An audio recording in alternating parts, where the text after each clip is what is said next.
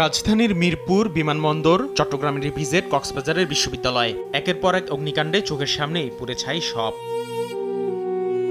ভয়াবহ অগ্নিকাণ্ডের পর চিরচেনা অধ্যায় আর্থিক সহায়তা আর তদন্ত কমিটি গঠন, কিন্তু আদালতে খোঁজ নিয়ে দেখা যায় এসব ঘটনায় হওয়া কোনো মামলাই নিষ্পত্তি হয়নি। বিচার প্রক্রিয়ায় এমন অনিশ্চয়তায় বিচারের আশা হারিয়ে ফেলছেন ভুক্তভোগীরা।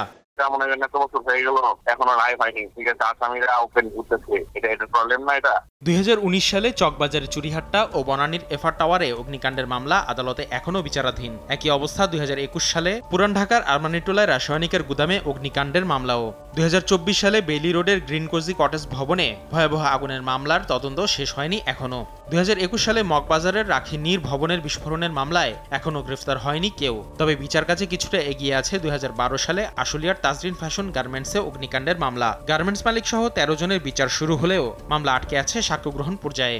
অনেক মামলাতে ফ্যাসিস্টের বিভিন্ন সহযোগীরাও এটার সঙ্গে ছিল, যার জন্য তারা সাক্ষীদেরকে বিভিন্ন সময় ভয়ভীতি দেখায় এবং সাক্ষীরা সেখানে অনেকে আসতে পারে নাই।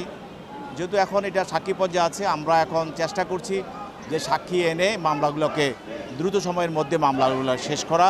সুপ্রিম কোর্টের আইনজীবী ইসরাত হাসান বলছেন, দায়িত্ব অবহেলাকারীদের বিচারের আওতায় না আনার কারণেই এমন দুর্ঘটনার পুনরাবৃত্তি।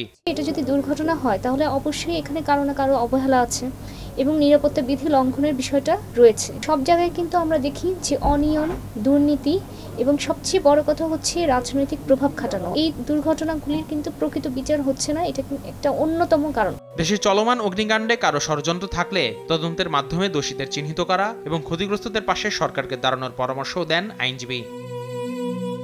দায়িত্বে গাফলতি নাকি নিছক দুর্ঘটনা, সামান্যই প্রশ্নের উত্তর আটকে আছে আদালতের বিভিন্ন এজলাসে।